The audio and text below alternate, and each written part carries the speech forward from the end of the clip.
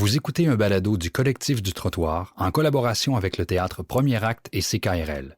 Pour une expérience optimale, nous vous suggérons le port d'un casque audio. Bonne écoute.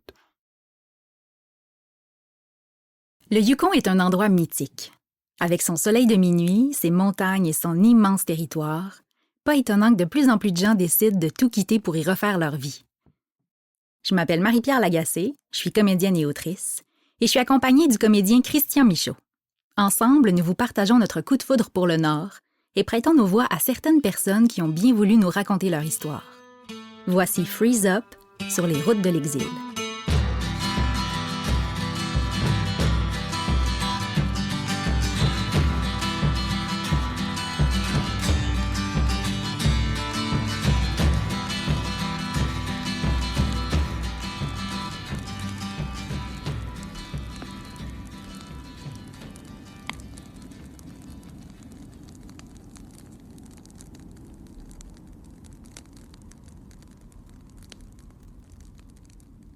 Ton feu starté pour un bout.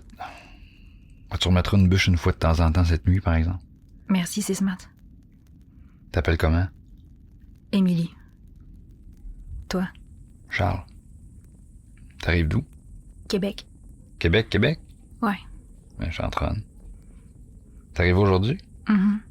Ben, mon dernier bus m'a débarqué à Whitehorse, là, il y a 2 jours, mais après, j'ai fait du pouce jusqu'ici. En bus? Tu voulais pour te taper une semaine de bus? Le plus loin possible, le moins cher possible, c'était ici. 128$, 11 autobus, 7 jours. De quoi tu te sauves de même? De rien. Le Yukon, ça attire un certain type de monde, tu sais. Tous ceux qui débarquent ici, c'est parce qu'ils fuient quelque chose ou bien parce qu'ils cherchent quelque chose qu'ils trouvent pas ailleurs. Toi, pour arriver ici en plein hiver, tu dois te sauver de quelque chose certain.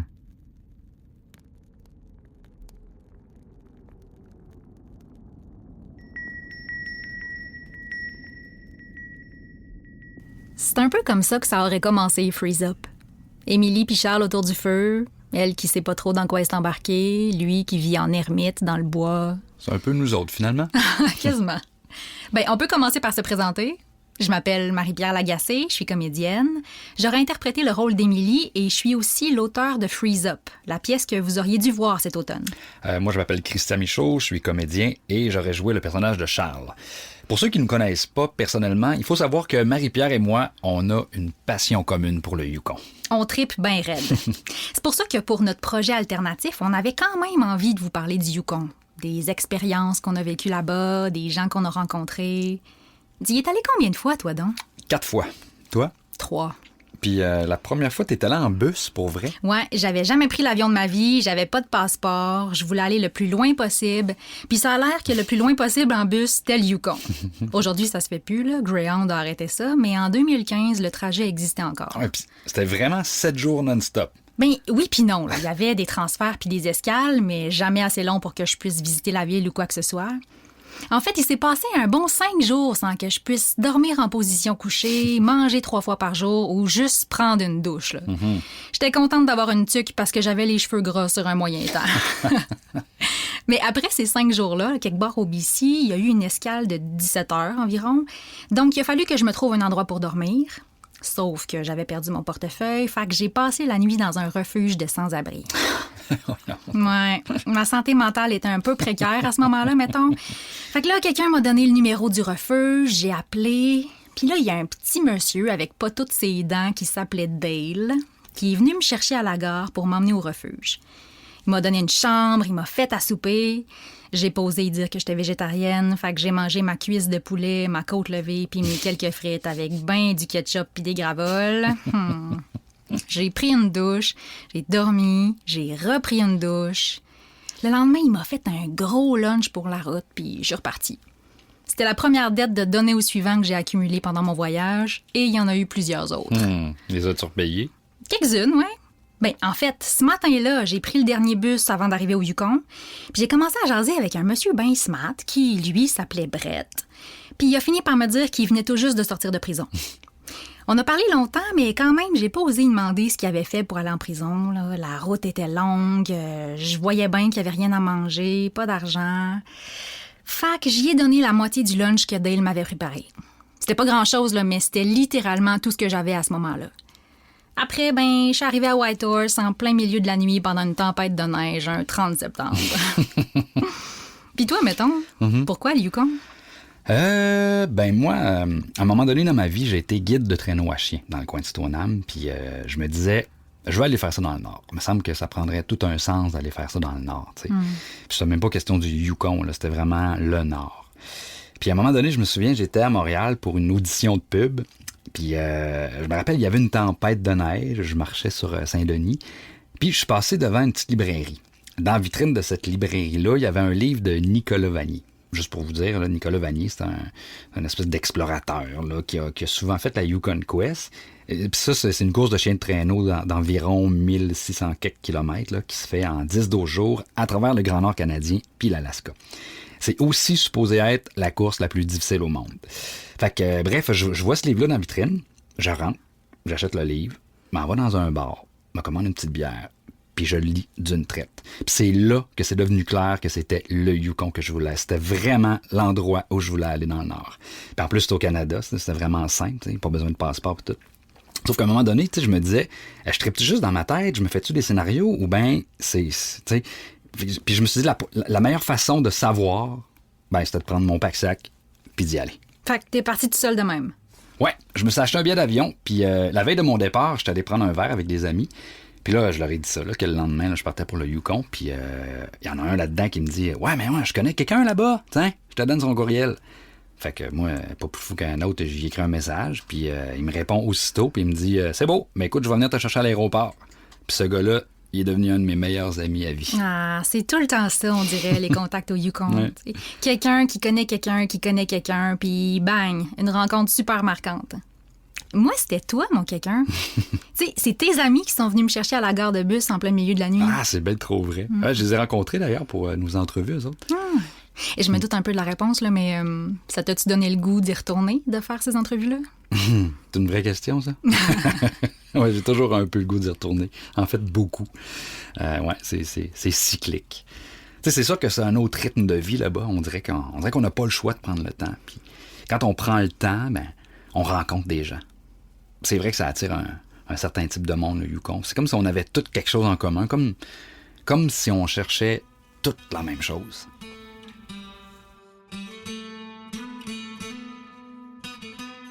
Je m'appelle Annie. Je suis François, Léa, John, Lucie, Jean-Claude, Carole. Jérôme, Sylvain. Je suis arrivée en 92. Ça fait J'avais 15 ans que 23 je vis ans. ici. Je voulais Au voyager départ, partout c'est dans en le Alaska monde. que je voulais aller. J'étais pas Je particulièrement voulais juste attirée par le partir Nord. le plus loin Et possible. finalement, je suis jamais allée plus loin que le Yukon. Ça faisait longtemps que je voulais le faire. Je suis partie pour 3 mois. Ça fait 28 5 ans maintenant. J'ai essayé de revenir au Québec. J'ai jamais été mais capable de me réadapter à Montréal. Ça a été comme un déclic. Le jour de mes 50 ans, je me suis dit, il faut que je parte.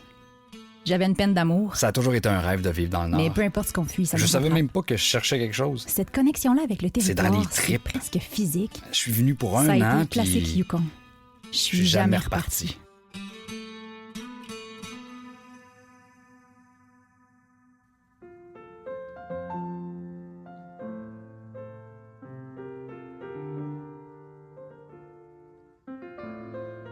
Je suis arrivée en 92, mais mon âge, je te le dis pas parce qu'il varie.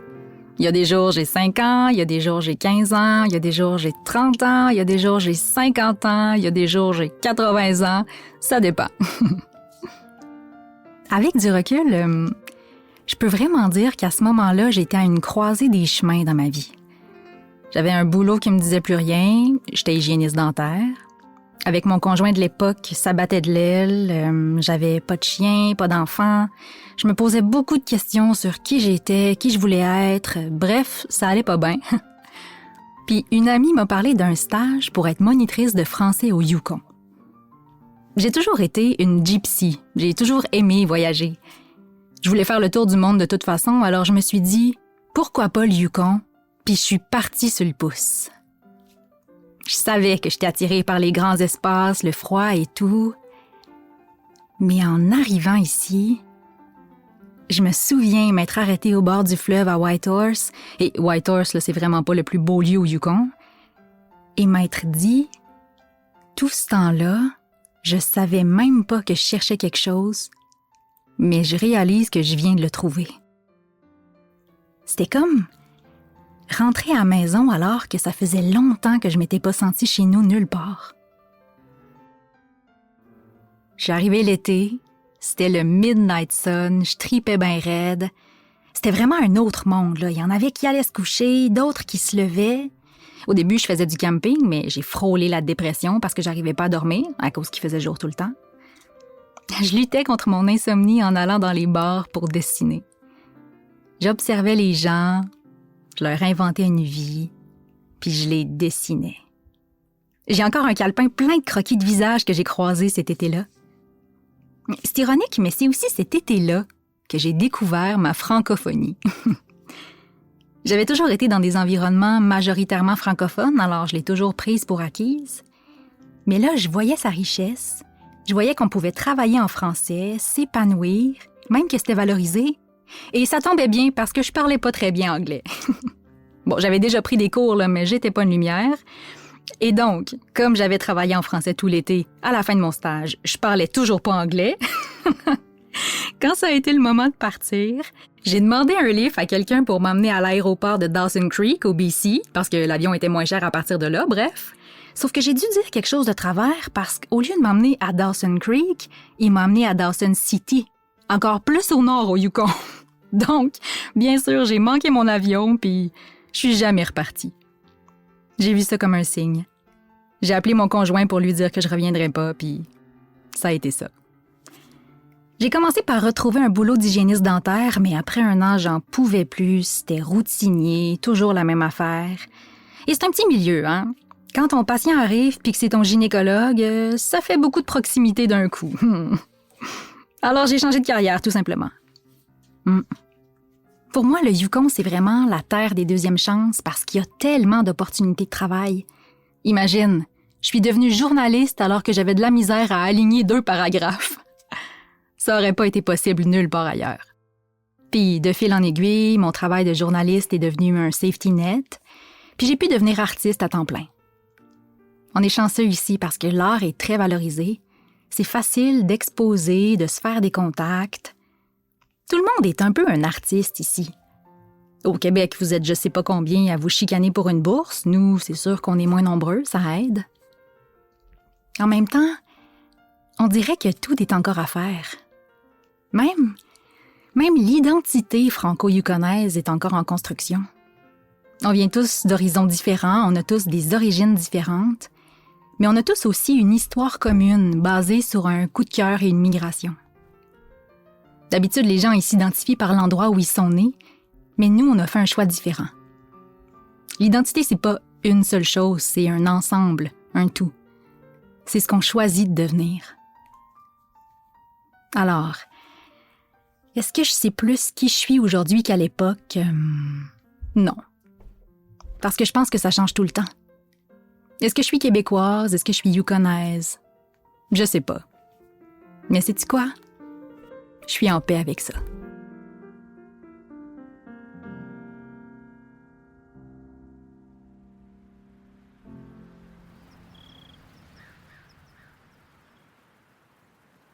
J'avais 50 ans quand ça m'a pogné.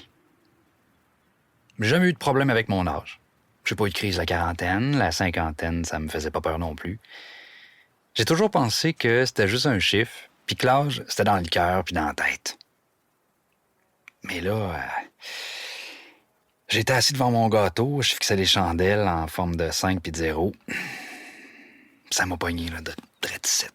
Comme une espèce de boule, là. Je suis pas un paniqueux dans la vie, mais ce jour-là, j'ai pogné de quoi. Mon père est mort dans la cinquantaine. C'est un homme en santé, c'est un homme fort, puis à un moment donné, on sait pas trop pourquoi, son cœur a lâché. Il a travaillé toute sa vie pour se payer une belle retraite, puis il a même pas pu en profiter.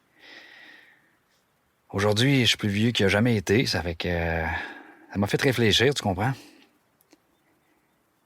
Je te dis pas que je suis parti le lendemain de mes 50 ans, là. Ça m'a pris un bout de temps pour penser à mes affaires. C'est pas le genre de choses qui se fait sur un coup de tête. J'avais une conjointe à l'époque qui était pas trop chaude à l'idée de partir aussi. Mais moi, ça avait toujours été un rêve de vivre dans le Nord. Je savais pas où exactement, mais je savais que c'était dans le Nord. Puis là, au bout de 3-4 ans, j'ai dit, ça y est, c'est là que ça se passe. Je me suis assis à mon ordinateur, j'ai ouvert Google, puis j'ai tapé Yellowknife, Whitehorse, Kuujjuaq, en tout cas, ces places-là. Puis, offre d'emploi. J'ai fait des applications. J'ai eu une entrevue au début juillet, puis 1 mois plus tard, je partais. Parti pour 1 an, puis je suis jamais revenu. Dans le fond, il n'y avait rien qui me retenait. Mes enfants étaient partis de la maison depuis un bout. J'avais rien à perdre. En partant, je me suis débarrassé d'un paquet de cossins. 6 bols que j'avais des cochonneries. On réalise à un moment donné qu'on vit avec ben trop d'affaires. Même quand tu essaies de vivre avec pas grand-chose, t'en as encore trop. Là, je vis dans un campeur avec le strict nécessaire. Ben, c'est une liberté incroyable, ça. De se lever le matin puis de se dire « Ah, ben tiens, je vais partir au Mexique. Hein? » Puis là, ben, tu tournes la clé puis tu pars. Puis tu vas où tu veux, là, quand tu veux. Si t'es pas bien loté, ben tu t'en vas puis c'est tout. T'es pas attaché nulle part. Mais je vais te dire une affaire, c'est bien rare que j'ai le goût d'aller ailleurs. Des fois, les gens me demandent « T'ennuies-tu de tes enfants puis de tes petits-enfants? » Bon, premièrement, je suis pas quelqu'un qui s'ennuie. Et deuxièmement, non, pas pantoute. Hey!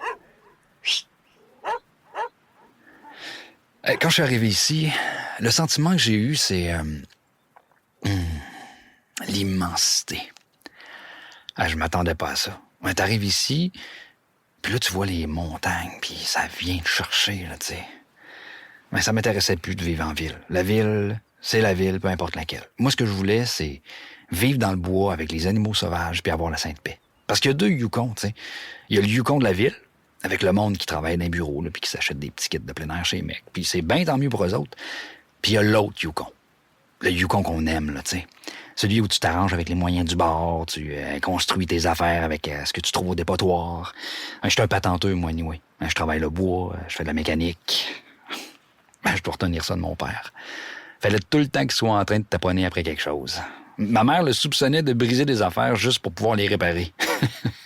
Il savait pas, mais c'était un artiste dans le fond. Puis aussi, ce que j'aime du monde ici, c'est que c'est des gens... non, j'aime pas bien ça dire ça, mais des gens différents de la norme, tu sais. Et ici, je me sens pas jugé par personne, peu importe ce que je fais, ce que je pense, ce que je dis. La plupart du monde est dans le même état d'esprit que moi. Les gens, ils s'encouragent à vivre ce qu'ils veulent vivre. Puis sinon, ils viennent pas t'achaler. Personne n'a de temps à perdre avec ça. La vie, c'est court, hein? On peut pas toujours attendre qu'il se passe quelque chose.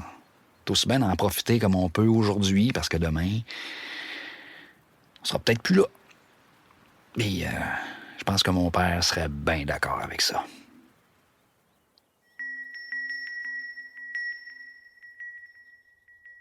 C'est quoi ton plus beau souvenir du Yukon? Hey, c'est dur à dire, je sais pas. Il y en a tellement. Je sais, je te pose la question, mais je saurais pas quoi répondre moi non plus. On dirait que mes souvenirs, c'est surtout les gens, les rencontres que j'ai faites. T'as-tu déjà remarqué que tout le monde est un peu un personnage là-bas? C'est vrai. C'est comme un prérequis pour vivre dans le Nord, on dirait. Non seulement les gens ont des histoires pas possibles, mais ils sont des histoires pas possibles. Il y en a qui ont comme des surnoms aussi, là. T'as-tu déjà rencontré Caveman Bill? Le gars qui vit dans une grotte? Non. Je l'ai croisé quelques fois à Dawson. Pour vous mettre en contexte, Caveman Bill, il vit dans une grotte sur le bord du fleuve depuis une 20aine d'années. Il est arrivé en 96, je pense, avec un de ses amis qui travaillait dans la construction. Puis il faisait du camping parce qu'il trouvait pas de logement.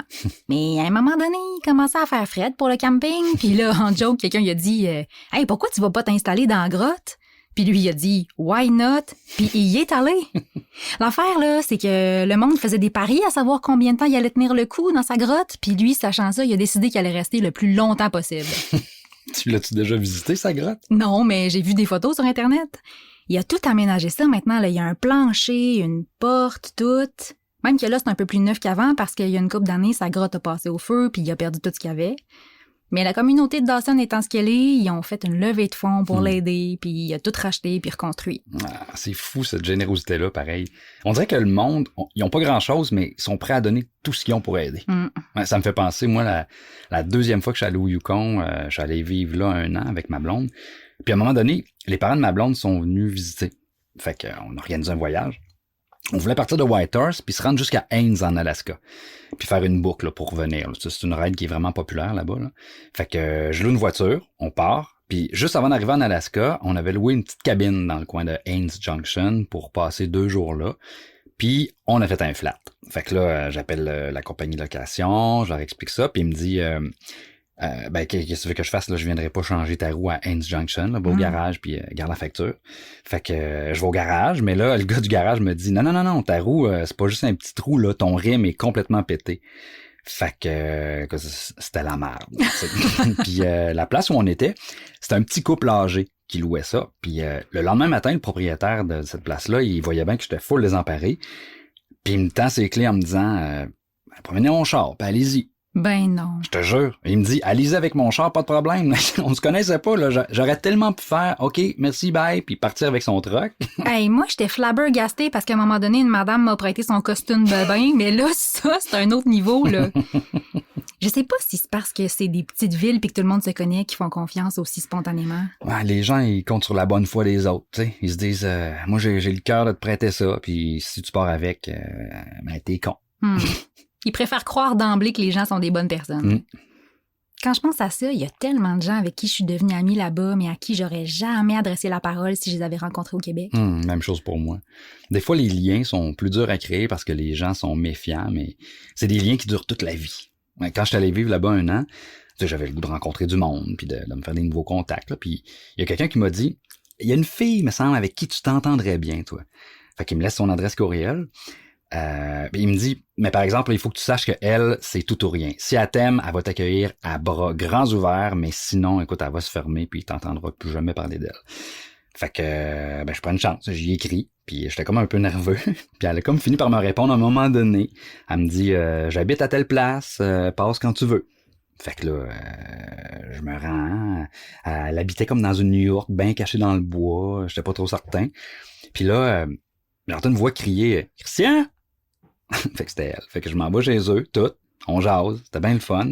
Mais tu sais, j'arrêtais pas de me dire, t'es un coup qu'elle m'aime pas, puis il manque qu'elle se ferme, puis finalement, écoute, après quelques jours, elle me renvoie un message, puis elle me dit, hey, c'était super le fun, on remettra ça. Puis êtes-vous resté en contact après? Ouais, je suis allé souper avec elle quelques fois. On est devenus quand même assez proches. Puis là, vers la fin de notre année, ben là, c'était le temps qu'on revienne au Québec. Puis elle me dit, ouais, vous repartez vous autres, hein? Écris-moi pas trop souvent, là, ça va me faire trop mal. On oublie des fois que dans chaque départ, il y a des gens qui restent en arrière. Watson Lake, Upper Liard, Teslin, Tagish, Carcross, Whitehorse, Haines Junction, Russ River, Faro, Carmax, Beaver Creek, Pelly Crossing, Stewart Crossing, Mayo, Kino Hill, Dawson, West Dawson. Old Crow.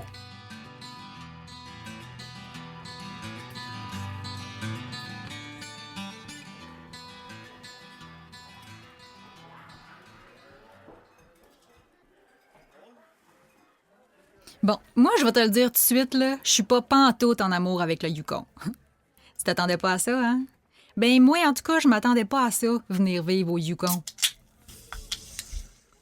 Bon, ce qui s'est passé, c'est que j'avais une job de gestionnaire au Québec, puis à un moment donné, ils ont dû couper des postes, dont le mien. Puis pour avoir accès au chômage, il fallait que je fasse au moins une application de job. Moi, je me pensais bien wise. Je me suis dit, je vais postuler sur une job que je suis sûre que j'aurai jamais. Comme ça, je vais avoir mon chômage, puis je vais prendre des vacances. Ben, 1 semaine plus tard, je déménageais au Yukon, toi. C'était un contrat de 9 mois. Finalement, il a été subventionné pour 5 ans. Il m'en reste 3. C'est pas que j'aime pas ça pantoute, le Yukon, mais tu sais, j'étais une fille de ville, moi. J'aime pas ça, le outdoor. Ça m'interpelle pas, moi, des montagnes de même. Les seules fois que je vais en montagne, c'est en Jeep. Autrement, je vois pas l'intérêt. Je suis capable de marcher, là, je veux dire, je marche, mais tu sais, tu comprends?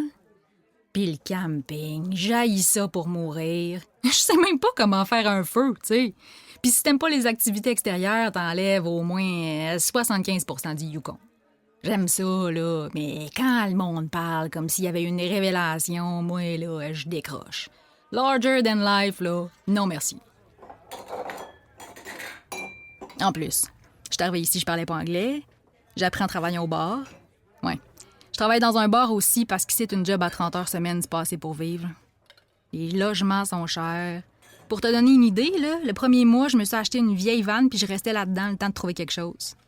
Mais tout est cher. La bouffe est chère. Tu sais, quand ton pain blanc en tranche te coûte 7,50, tu fais pas trop de folie.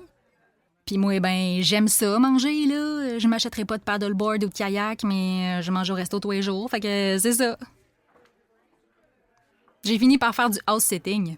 Souvent, le monde, ils partent là, l'hiver, puis ça prend quelqu'un pour garder leur maison, pour pas que les tuyaux gèlent ou pour garder les animaux, genre. La première place où j'ai resté, le gars me demande T'as-tu déjà fait un feu? T'as-tu déjà coupé du bois?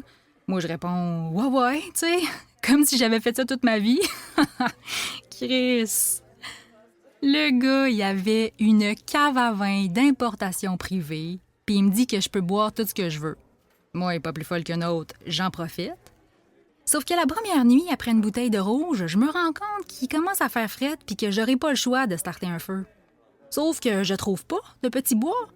Fait que je mets des bottes trop grandes pour moi, mon manteau pas zippé, je sors dehors un peu croche, tu sais. Je ramasse la hache puis je décide que je vais fendre du bois pour la première fois de ma vie. Je me demande encore comment ça se fait que j'ai toujours mes 2 tibias.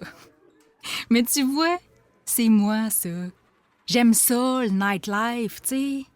Pour moi, là, rentrer à 4 pattes à 3 heures du matin, c'est mieux qu'une randonnée des montagnes. C'est pour ça que travailler au bar, pour moi, c'est vraiment le meilleur des 2 mondes. Je te cacherai pas que c'est trash des fois, par exemple. Là. Ça se bat beaucoup. Il y a beaucoup de problèmes de consommation aussi. Ça m'arrive souvent de ramasser du monde en overdose. Ben, pas juste au bar, là. C'est même dehors aussi. Dans les premiers temps, je trouvais souvent des papiers d'électrode à terre. Je comprenais pas ce que ça faisait là, mais j'ai fini par catcher que c'est parce que les ambulanciers réaniment souvent du monde sur le bord du fleuve. C'est triste, mais c'est souvent du monde des Premières Nations. Mais malgré tout ça, c'est vraiment en travaillant dans ce bar-là que j'ai commencé à me faire des amis puis que j'ai décidé que j'allais rester. J'aime le monde, l'ambiance. Les gens sont vraiment friendly, tu sais. Tout le monde est tout le temps prêt à aider, à donner de son temps. Bon, y a du monde qui sont plus, j'allais dire, méfiants, mais tu sais, c'est pas vraiment ça. C'est juste que ceux qui vivent ici pour vrai, des fois, ils ont de la misère à s'attacher ou à s'ouvrir parce qu'ils savent jamais combien de temps le monde va rester. J'imagine que c'est un peu un petit deuil à chaque fois. Tu t'attaches à quelqu'un, puis il s'en va. Ouais. J'ai pas encore décidé ce que j'allais faire après mon contrat. Je pense pas retourner vivre au Québec. Je sais pas si je vais rester au Yukon non plus. Mais la liberté qu'on a ici, ça me manquerait. C'est vraiment une place unique. Que ce soit pour les paysages ou le monde. Il y a nulle part qui ressemble à ça.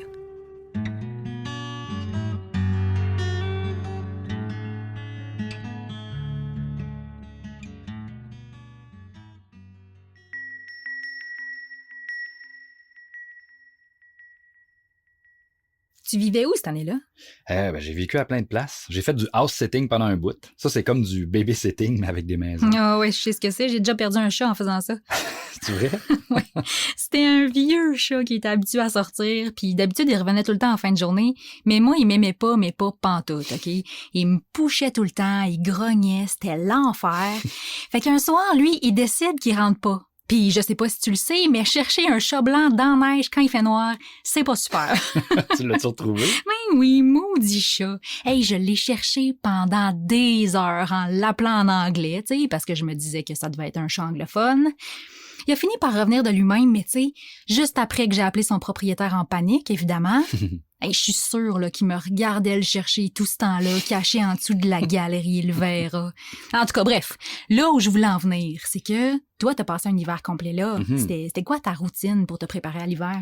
Ben, quand l'hiver s'en vient, la principale chose à faire, c'est de starter un feu puis de t'arranger pour que ça s'éteigne jamais. Ah ben oui. Tu le pars en septembre, puis après, tu fais juste l'alimenter. Ça, c'est la base. Après, ben, ça dépend dans quel genre d'habitation tu vis, c'est sûr. Ah ouais, je vois. Parce que moi, après ma mauvaise expérience de house-sitting, quelqu'un m'a prêté une cabine à West Dawson. Puis à un moment donné, en octobre, ben je comprenais pas pourquoi, mais tout le monde se mettait à capoter puis à faire des provisions. Mais il faut que vous sachiez que Dawson, c'est une ville qui est séparée en 2 par le fleuve Yukon. Il y a un traversier là, qui fait des allers-retours, comme Québec-Lévis, mettons. Mais à la mi-octobre, il arrête ses trajets en attendant que le fleuve gèle. C'est ça qu'on appelle le freeze-up. Mais tant que le fleuve est pas assez gelé pour traverser à pied, il y a personne qui circule. À part peut-être Caveman Bill, parce que lui, il me semble qu'il y a un canot. L'affaire, c'est que ceux qui restent sur la rive ouest, à West Dawson, ils vivent dans des cabines sans électricité, sans eau courante, sans dépanneur, sans rien pantoute, là, tu sais. Fait que si t'es pas bien préparé pour l'hiver puis que t'as pas assez de bois ou de nourriture, ben ça se peut que tu meurs de faim ou gelé comme un croton. C'est capoté, là. Parce qu'en plus, avec le réchauffement climatique, on sait jamais quand ça va geler. Des fois, ça gèle tout d'un coup, mais il y a quelques jours où il fait chaud, fait que ça redégèle. Puis aussi, il y a plein de commerces qui ferment parce que l'hiver, il y a pas mal moins de monde que l'été. Toi, tu faisais quoi comme job? J'ai fait plein d'affaires. Je me suis ramassé à faire plein de patentes cette année-là. J'ai travaillé en construction, j'ai entraîné des chiens de traîneau, j'ai coupé du bois. J'ai aussi travaillé à l'association francophone pendant un mois, mais ça, c'est comme une joke, là. C'est une des affaires les plus absurdes de toute ma vie, je pense. Écoute, je me cherchais une job-in, fait que là, je vais là. Je consulte le service d'orientation pour me trouver quelque chose. Je rencontre la directrice du service, fait que on parle, elle me dit, tu peux aller voir tel site, là, il y a des babillards. On parle de mes aptitudes. Puis à un moment donné, elle me dit, attends un peu, là, c'est pour quand?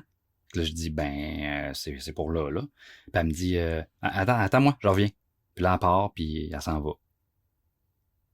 Puis elle revient au bout de 10 minutes. Puis elle me dit, ouais, là, c'est parce que moi, je m'en vais pour 3 mois, puis là, ça prendrait quelqu'un pour faire ce que je fais. Tu veux-tu ma job? Ben non.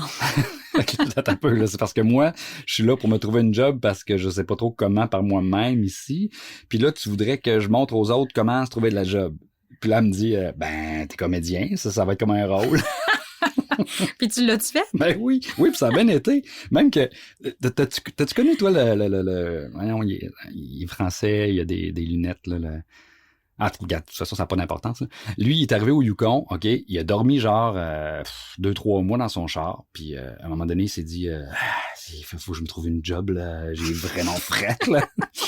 Lui, il fumait cigarette dans son char, il se réveillait le matin, puis il fumait dans son sleeping. Il voyait plus rien parce que son char était plein de boucanes de cigarettes, puis il y avait full de condensation qui avait gelé dans les vitres. Fait que finalement, il vient me voir à l'association francophone. Puis, écoute, j'y ai trouvé une job. Il est devenu rédacteur en chef du journal L'Aurore boréale. Il a fait ça pendant 8-9 ans. C'est tellement bon comme histoire. Mais c'est clair que tout le monde se réinvente là-bas. T'as pas le choix. Toi, tu faisais quoi? Travaillais-tu? Ben oui, pendant un bout, je travaillais dans un hôtel, le Eldorado à Dawson. Écoute, on était 5 femmes de chambre. Il y en a pas une pour qui l'anglais était la langue première. Il y avait 2 filles qui venaient des Philippines, une Irlandaise, puis l'autre fille, il me semble, elle venait de la République tchèque, là, quelque part de même. Fait que le mélange d'accent dans la salle des employés, là, c'était quelque chose. Mais ça tombait bien, dans le fond, parce que, tu sais, moi, j'avais choisi cette job-là pour pas avoir à parler à personne, là. C'était quand même une période tough de ma vie, mettons. T'sais, j'avais vécu un gros deuil, puis là, c'est pour ça que j'étais partie sur un coup de tête, en fait. Mais ça m'a vraiment fait du bien, cet hiver-là. Je sais pas pour toi, mais c'est comme si le territoire en lui-même était guérisseur. Je sais pas trop comment dire ça. Non, je comprends. Il y a quelque chose dans le rythme de vie aussi. Tout est comme au ralenti. On prend le temps de faire les affaires. Puis quand tu vis dans le bois, pas d'électricité, tu peux pas juste te starter une série Netflix pour arrêter de penser à tes problèmes. Là. T'as pas le choix de prendre le temps de les vivre.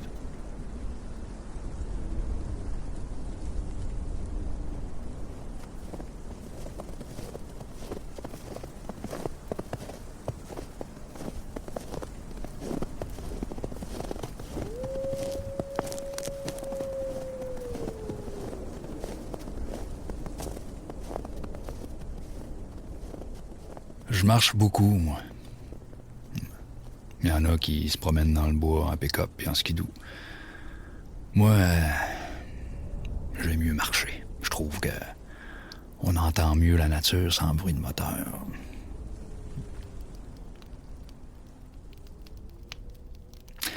Je venais tout juste d'avoir 18 ans quand je suis arrivé ici. J'avais attendu le plus longtemps possible pour être sûr que mes parents soient pas capables de me retenir. C'était en Alaska que je voulais aller. J'ai traversé le Canada au grand complet dans mon vieux char, là, un vieux Torino brun. Je me suis arrêté au Canadian Tire à Whitehorse, puis le char a jamais voulu repartir, ça fait que je suis resté. J'étais parti parce que j'avais le goût d'être quelqu'un d'autre. Je suis arrivé ici en me présentant comme étant John. Puis personne ne s'est jamais posé la question à savoir si c'était mon vrai nom, puis c'est resté de même.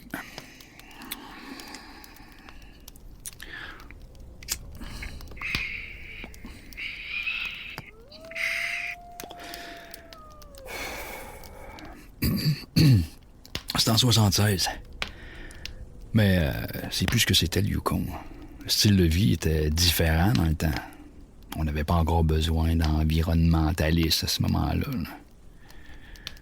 Le monde essayait de vivre la Terre, mais à l'époque, il faisait très froid. Il n'y avait pas grand-chose qui poussait là.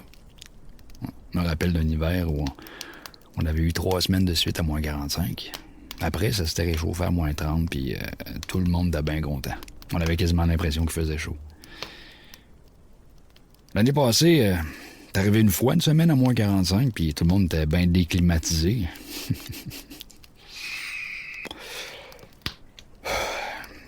L'été non plus, c'est plus pareil. Dans le temps, c'était un climat semi-aride ici. Là, on est loin de ça. Il y a des pluies quasiment torrentielles des fois, tellement qu'il y a de l'érosion partout. La pluie mange littéralement la terre. Ça fait que faut refaire les routes aux 3-4 ans, on n'a pas le choix.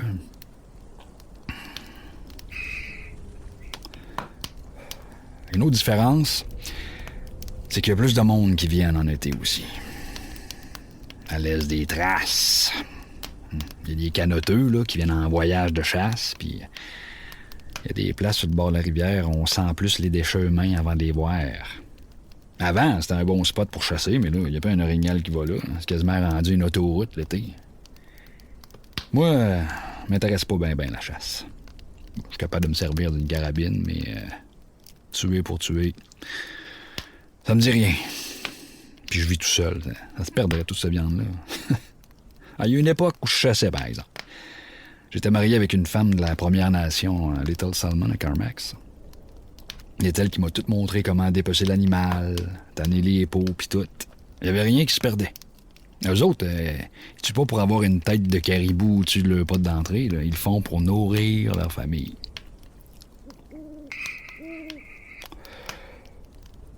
Elle avait tout appris de sa grand-mère.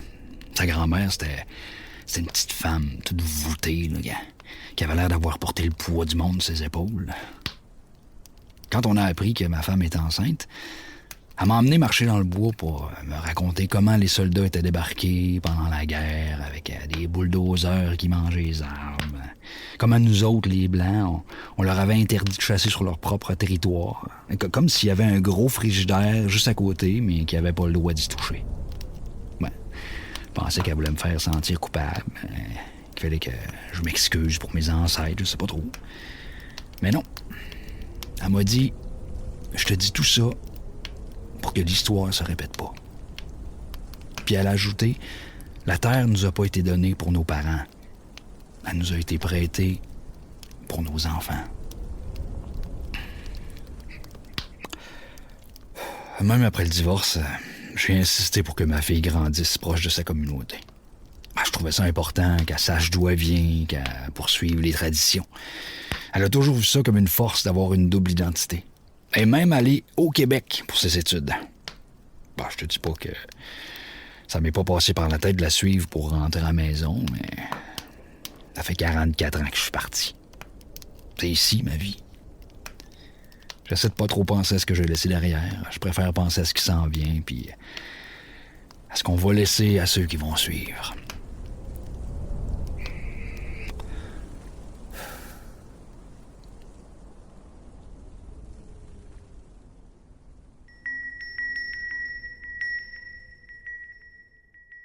Je pensais que je trouverais ça dur l'hiver, tu sais, la noirceur. Mais finalement, c'était pas si pire que ça. Tu sais, un petit 30 minutes de luminothérapie par jour, là, puis ça fait la job. En fait, c'est juste qu'il faut pas s'empêcher de vivre. Si tu restes enfermé, tu pognes le cabin fever puis tu vires fou. Non, moi, je pense que je trouvais ça pire l'été. Ouais, pour vrai, l'été que j'ai passé là, j'ai presque pas dormi. C'est parce que t'étais trop sur le party, ça. Aussi. Mais c'est traite, tu sais, parce que tu fais le party, puis là, tu te rends compte qu'il est genre 2 heures du matin, puis qu'il fait encore clair. C'est déroutant au bout. Il y a comme 2 saisons au Yukon, le jour puis la nuit. Ouais. Mais c'est pas non plus 24 heures de noirceur, là. Tu sais, Non, je non. pense qu'au solstice, la nuit dure, 18 heures, quelque chose comme ça. Non, oui, ça ressemblait à ça dans mon souvenir. Il y avait de la lumière de 10 à 4 environ, puis moi, je travaillais de 9 à 5. Le froid aussi, c'était moins pire que je pensais. Ah ouais? Je sais pas, moi, j'ai tout le temps frette, là, anyway, mais... j'ai vu quelque part que le record de froid, c'était moins 63, là, en 47 à Beaver Creek. Ouais, mais c'est pas le même froid qu'au Québec, là. C'est vraiment moins humide. Là. Ben là, on s'entend que moins 63 sec ou humide, ça reste frette, là. Tu sais, t'as la barbe qui gèle pis tout. Ben, pas moi, là, mais... Une affaire qui est pas pire quand il fait noir aussi, c'est les aurores boréales. Ah oui. Moi, mes premières aurores boréales, là, je les ai vues le 31 octobre. Je revenais du gros party d'Halloween au pit. Keith Manville était là, d'ailleurs, déguisé en homme des cavernes. Puis je rentrais chez nous dans un costume de gitane trop grand pour moi qui traînait dans Gadou. C'est parce que la plupart des routes à Dawson sont pas en asphalte, là, sont en terre. Puis là, je vois ça qui danse dans le ciel, tu sais. J'ai dû rester là, 10 bonnes minutes, le cou cassé de même, la bouche grande ouverte en plein milieu de la rue. Moi, j'avais passé la soirée avec ma blonde puis une amie, Maude, dans notre cabine. Ça faisait plusieurs mois qu'on était là puis on n'avait pas encore vu. À la fin de la soirée, Maude est partie puis quelques minutes après, elle est revenue nous chercher pour nous dire qu'il y en avait. Puis qu'on a tout regardé ça ensemble. C'était les premières d'une longue série. On dirait que pendant un court moment, le temps s'arrête, tu sais. C'est peut-être de ça qu'on a besoin, hein? Juste prendre le temps d'être vivant.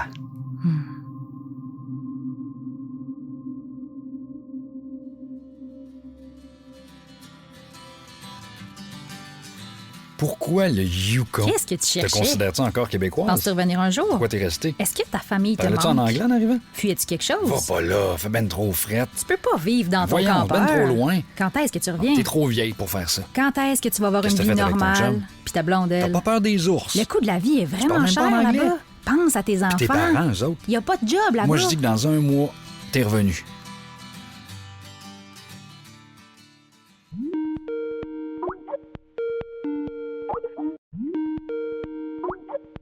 Ah ben voyons, on dirait que la connexion est pas bonne. On les voit plus, là. Allô, Ils êtes-vous sont encore flous. là? Y a-tu quelqu'un? 1, 2. Ah. Ah! C'est bon. Ah. La connexion est revenue. OK, j'y vois là. Act C'est of God. bon. Ouais. Ben c'est ça, c'est à cause de moi qu'on est parti. Ouais, c'est ça, c'est à cause d'elle. Mais ce qui a déclenché le départ, là, c'est pas que c'était le rêve de notre vie ou qu'on voulait venir vivre au Yukon spécialement. Absolument pas. Là. On n'avait jamais parlé du Yukon dans notre vie avant. Non, jamais. Moi, j'avais un besoin criant de prendre une année sabbatique, une pause de mon travail. Je voulais partir, tu sais. On avait des enfants de 6 et 8 6 et ans. 8, On vient de finir la petite enfance. On vient de finir une étape de notre vie. Fatigué, tu sais, une écœurite, là. Mhm. Puis là, lui, il me dit, t'es fatigué, couche-toi pis dors, ça va te passer. Ouais, mais ça y a pas passé. Au bout de 2 semaines, j'ai bien vu qu'elle était très sérieuse. Oui, c'était très sérieux. Je voulais prendre ma sabbatique. Puis on s'est dit, tant qu'à ça, pourquoi qu'on partirait pas puis qu'on vivrait pas un peu de changement majeur dans notre vie? Hein? On voulait rester au Canada, on voulait pas s'exiler ailleurs, là. Mais on voulait aller dans une place le fun qu'on connaissait pas, puis on voulait être le plus loin possible du Québec. Ah ben oui, ça c'était pour être sûr qu'on viendrait pas pendant nos congés, tu sais. Si on avait été en Ontario, on serait tout le temps revenu voir la famille pendant les longs congés, puis ça nous aurait coûté une fortune à chaque fois. Fait qu'on s'est dit, on prend la carte du Canada, on se ferme les yeux, puis on joue au jeu de l'âne. Puis c'est vraiment ça qu'on a fait. Ah ouais, là. on a mis la carte sur la table. À la table. Quand c'était à lui de se fermer les yeux, j'ai tourné la carte parce que sinon, Ben oui, même c'est si t'as ça. les yeux fermés, tu sais, Ouais, tu sais dans où c'est, le là, tu sais. Puis même chose pour moi. Puis tous les deux, on est arrivés dans le Nord. Dans le Nord. Yukon puis Yellowknife. On s'est dit, oh boy, il se passe de quoi là? Le Nord nous appelle. Fait que on a fait venir des pamphlets des 2 places.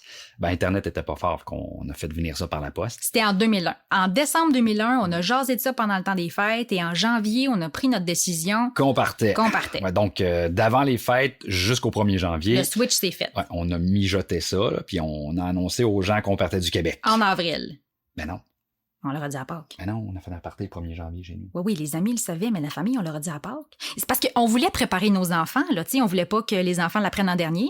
Donc, c'est ça, quand on a reçu les revues du Yukon, on a dit aux garçons, là, on a quelque chose à vous montrer, là. On a dit, on aimerait ça aller vivre là.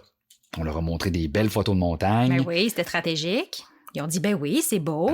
Mais quand même, on n'est pas parti pour le Yukon, nous autres. On est parti pour partir, parce qu'il fallait partir. De toute manière, le Yukon, c'était un inconnu, là. Tu sais, on partait dans le nowhere, là. On n'avait pas d'amis, pas de travail.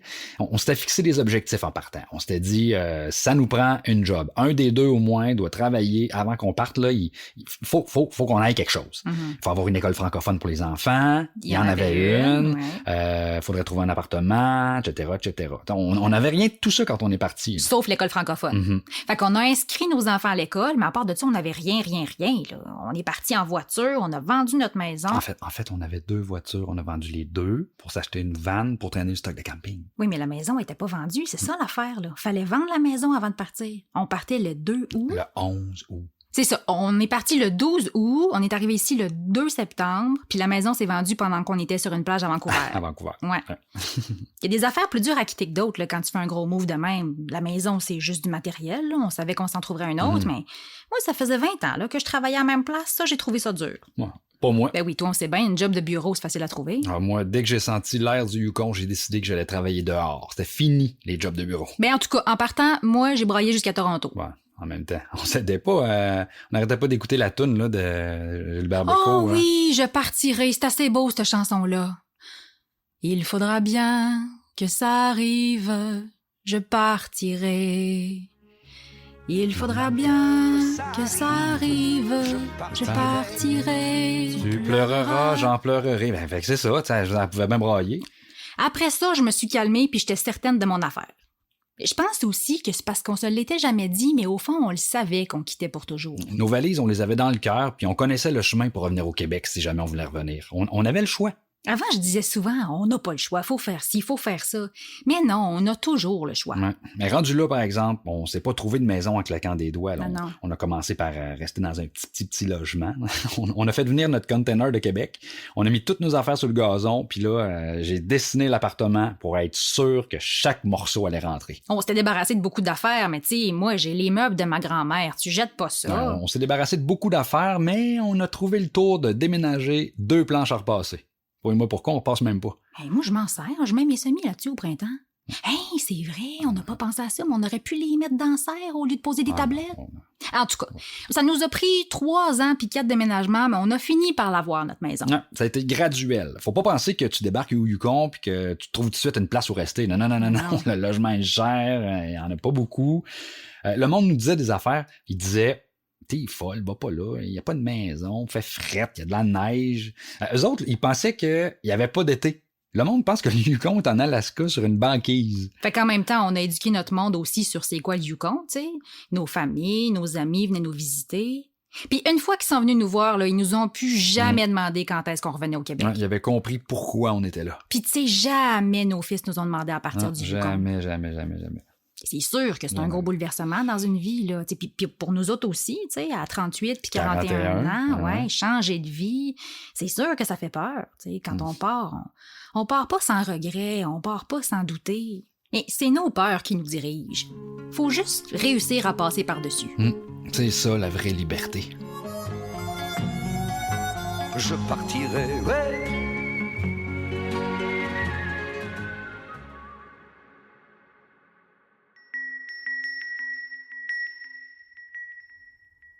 T'es-tu revenu au Québec en autobus aussi? T'es-tu fou? J'ai pris l'avion. Mais hey, même ça, c'était sketch, là. Je voulais le billet le moins cher possible. Fait que j'ai fait un détour par Las Vegas pour rentrer. Ouais. Mais tu sais, moi, j'arrive là avec mon gros linge d'hiver sur le dos. J'arrive à Vegas avec mes grosses bottes Kodiak. J'étais dans l'avion assise entre 2 madames en linge d'été qui lisaient des revues de mode avec leurs belles manicures. Puis moi, je devais sentir la mort, là.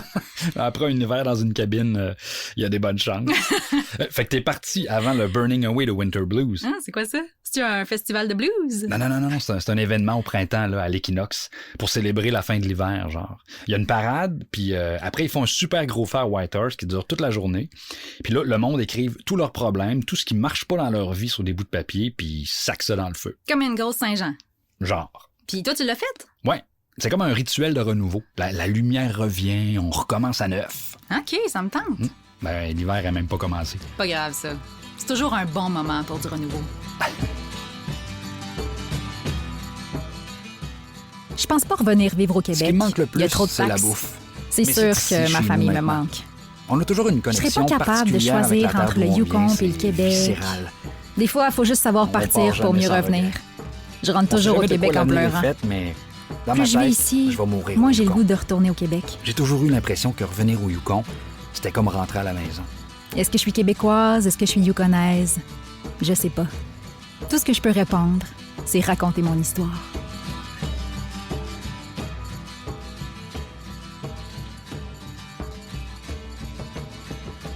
Vous venez d'entendre le balado Freeze Up sur les routes de l'exil, un texte de Marie-Pierre Lagacé avec les voix de Christian Michaud et Marie-Pierre Lagacé.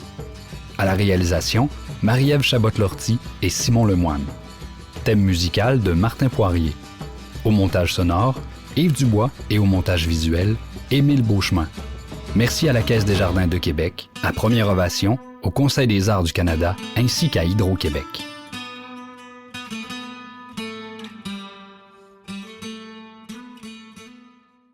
Pour les curieux, un montage composé de photos et de vidéos du Yukon est mis à votre disposition.